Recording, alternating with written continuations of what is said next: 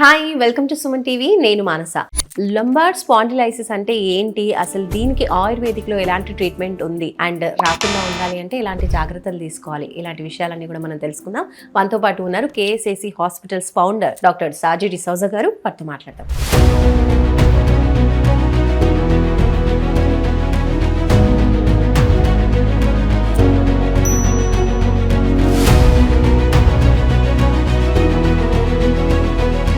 Doctor గారు నమస్తే అండి. నమస్తే. డాక్టర్ గారు, లంబార్ స్పాండిలైసిస్ ఇది ఒక పెద్ద ప్రాబ్లంగా చాలా మందికి కూడా సఫర్ అవుతూ ఉన్నారు.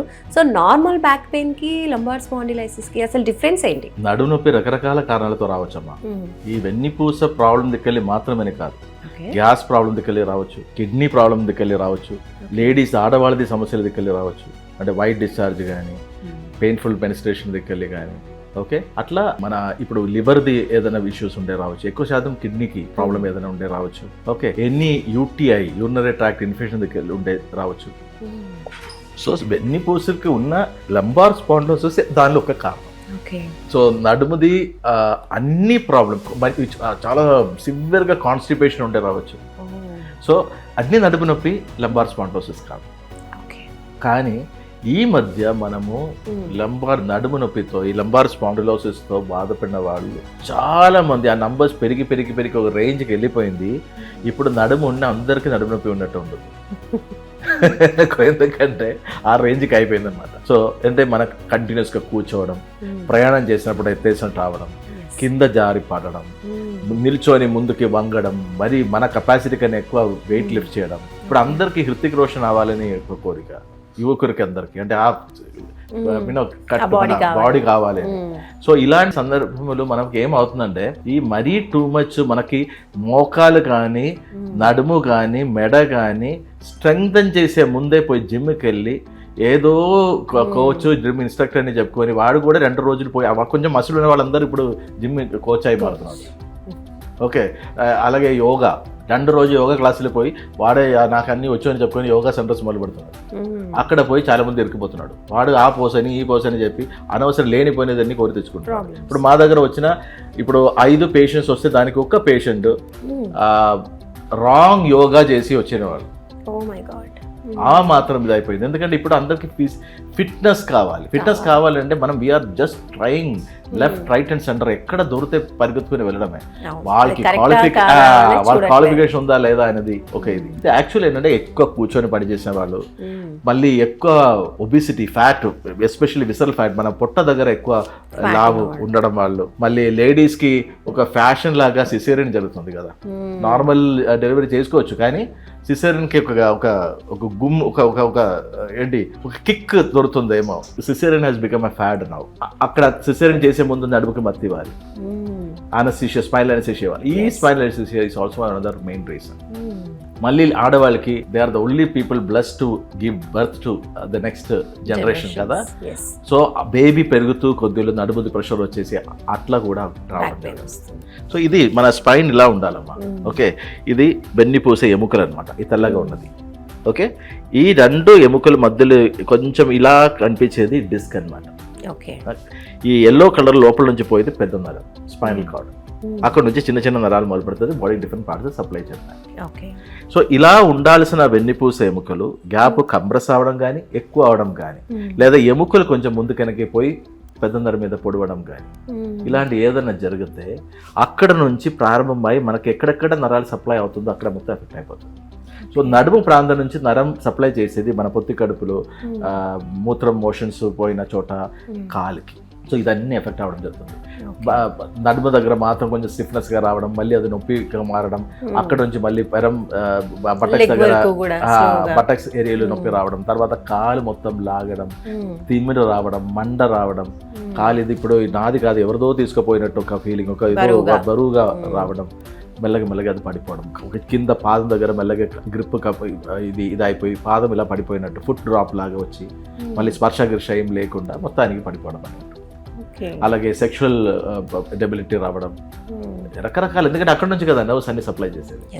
సో ఇది మనము ఈ కంప్రెషన్ ఉన్న దానికి ఇట్లా ముందు వెనక్కి ఎలా పోయి ఏదైనా ప్రాబ్లం చేస్తుంది అనుకోండి, అది ఎక్స్రే కానీ ఎంఆర్ఐ కానీ సిటీ స్కాన్ కానీ చేస్తే మనకు క్లియర్గా తెలిసిపోతుంది. ఓకే.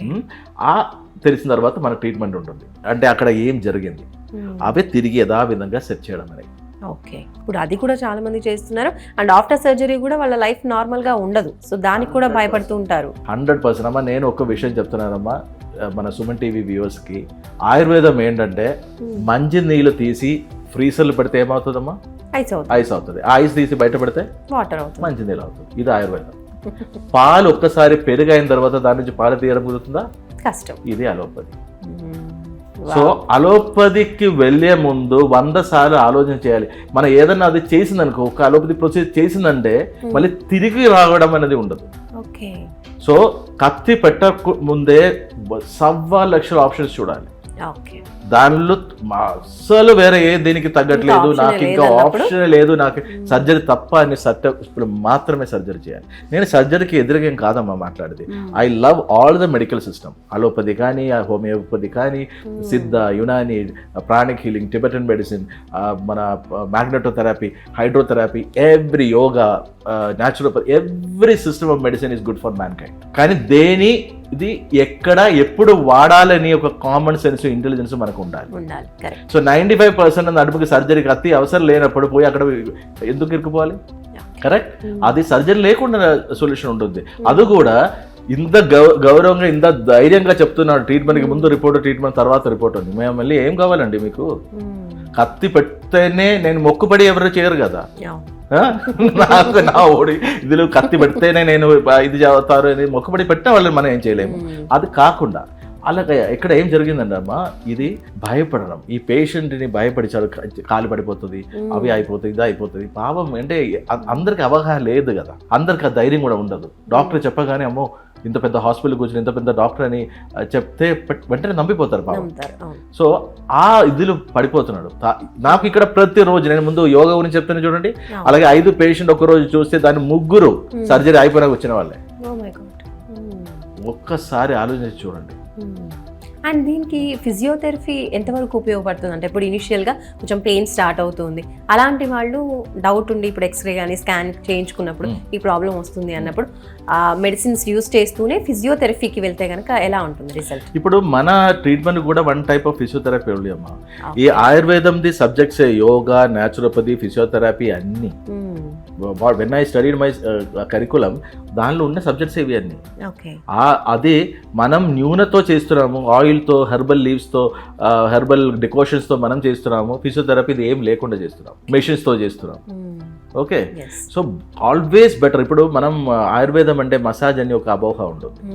యాక్చువల్లీ ఏంటంటే మన థెరపీలు కూడా massage is an integral part. ఇక్కడ మసాజ్ ఒక స్కిల్ఫుల్ ఆర్ట్ ఉన్నప్పుడు ఈ ఆయిల్ ఉంది కదా, ఈ oil is the best medium to carry the medicine to the human body. మనం చూడండి, the costliest hormonal injections also all or oil based.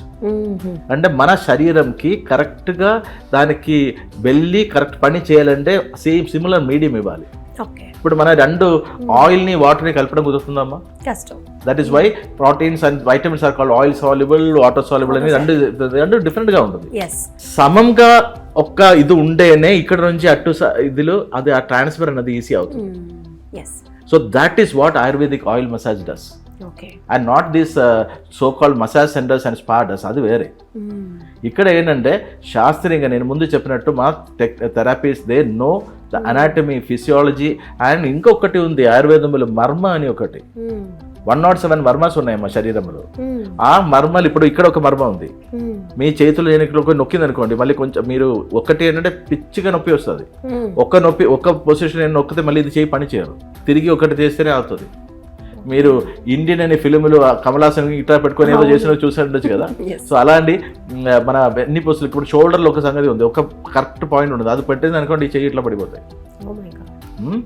అలాగే కొందరు అది కొంచెం కూడా ఎక్స్ప్లెయిన్ చేయాలంటే కొన్ని మర్మాలు బుల్లెట్ వెళ్ళిపోయింది అనుకోండి, ఆ బుల్లెట్ తీసే పేషెంట్ పోతుంది. ఎంతో మంది బుల్లెట్ తో బ్రతుకుతుంది తెలుసా మీకు? సినిమాలో కూడా చూస్తూ ఉంటాం.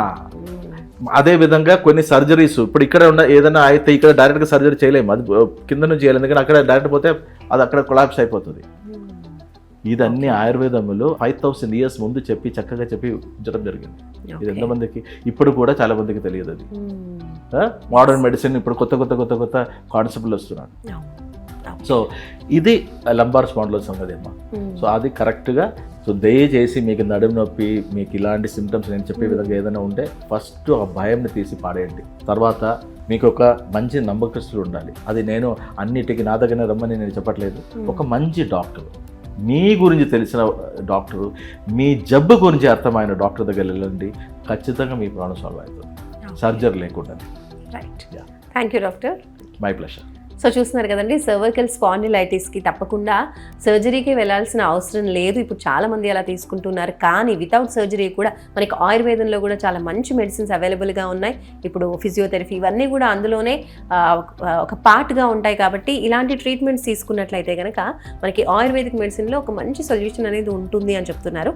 సో కాబట్టి మీరు కూడా ఇలాంటి ప్రాబ్లమ్స్తో బాధపడుతూ ఉంటే కనుక ఒక్కసారి సర్జరీకి వెళ్ళాలి అనుకున్న వాళ్ళు కూడా ఒకసారి ఆయుర్వేదిక్లో ఎలాంటి మెడిసిన్ ఉంది, మీకు ఎలాంటి రిజల్ట్ ఉంటుంది అనేది ఒకసారి చూడండి. సో ఫర్దర్ డీటెయిల్స్ కోసం ఒక్కసారి మీ స్క్రీన్ పైన కనిపించే నెంబర్స్కి కాల్ చేయండి.